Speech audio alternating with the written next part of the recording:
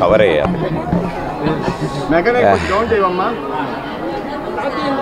So ఈరోజు విజయవాడ రావడం జరిగింది అండ్ అమ్మవారి దర్శనం కూడా చేసుకోవడం జరిగింది. సో అమ్మవారి దర్శనంతో మా ప్రమోషన్స్ కూడా మొదలు పెడుతున్నాం.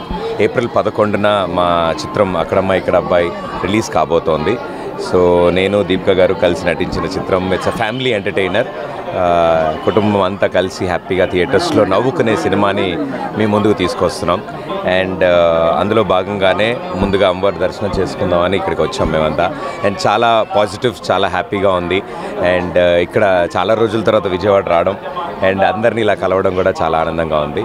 సో ఇక్కడి నుంచి ప్రతిరోజు మీ ముందుకు వస్తూ ఉంటాం మా సినిమా కబుర్లన్నీ మీ ముందుకు తీసుకురావడానికి.